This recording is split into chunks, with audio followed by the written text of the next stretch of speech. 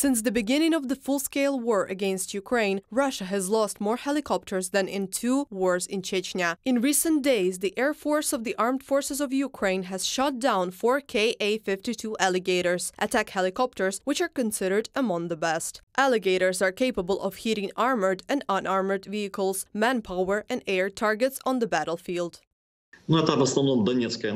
This is mainly the Donetsk direction. There is also the Zaporizhzhia direction, but 3 Ka-52 helicopters were downed in Donetsk region alone. They fly directly near the front line and strike at our troops, like ours attack aircraft and helicopters of army aviation work. According to the British military, Russian forces are now suffering the biggest losses since March of this year, when fierce fighting was carried out in the Bakhmut region. This is reported by Voice of America.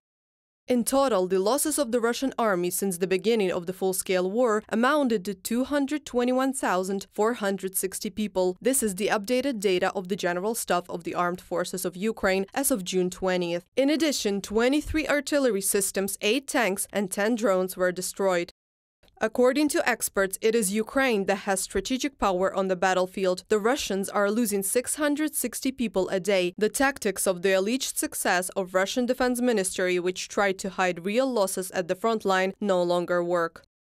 They enter such a strategic zone of incurring such huge colossal losses that will be very difficult for them to admit. Sooner or later, the figures that will reach the consciousness of the Russian population will have to shock them. Russian servicemen captured in Ukraine talk about significant losses while repulsing the offensive of the armed forces of Ukraine and about low morale in the Russian army. The Russians are afraid of their own. Wounded Russian soldiers shouted to the Ukrainian military that they wanted to surrender, as they feared being shot if they retreated. Another prisoner of war says that morale is low in the Russian army and claims that he doesn't want to be exchanged because he fears that he will be persecuted if he returns to Russia. From article of the Wall Street Journal. Moscow hides losses at the front, trying to deceive Russian citizens and prevent them from doubting the combat capability of the army. In addition, such a number of deaths is costly for the Russian treasury.